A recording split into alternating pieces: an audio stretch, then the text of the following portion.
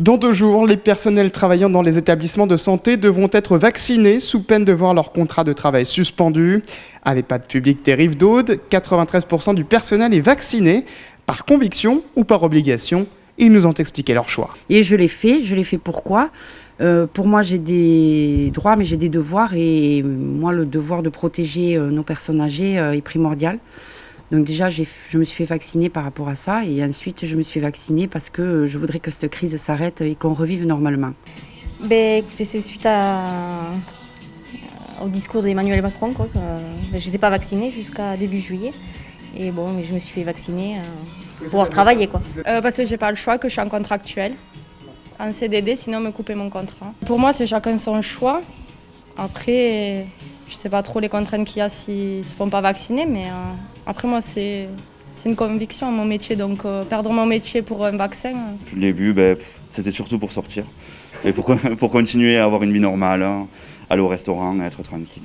Dans cet établissement, 7 personnes du personnel sur 150 ont fait savoir qu'elles ne se feraient pas vacciner. Et à l'approche de la date butoir du 15 septembre, tous sont en arrêt maladie selon la direction. Une situation dans laquelle aurait pu se retrouver Alexandre, opposé à la vaccination.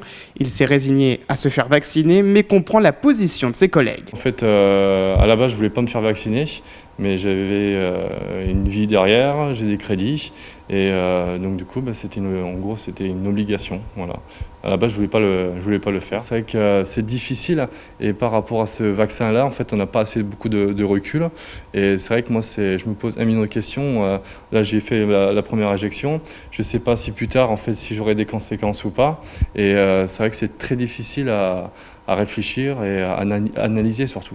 Une situation compliquée à gérer pour Jennifer, cadre de santé, car elle va falloir gérer les plannings avec du personnel en moins et une charge de travail supplémentaire si les postes ne sont pas remplacés. Elle se dit prête à renfiler sa blouse d'infirmière si besoin. Donc forcément, sur certains secteurs, ça désorganise les plannings avec des tentatives de remplacement avec l'aide de la cellule contractuelle du centre hospitalier et des recrutements pour pallier un petit peu à l'absentéisme au pied levé.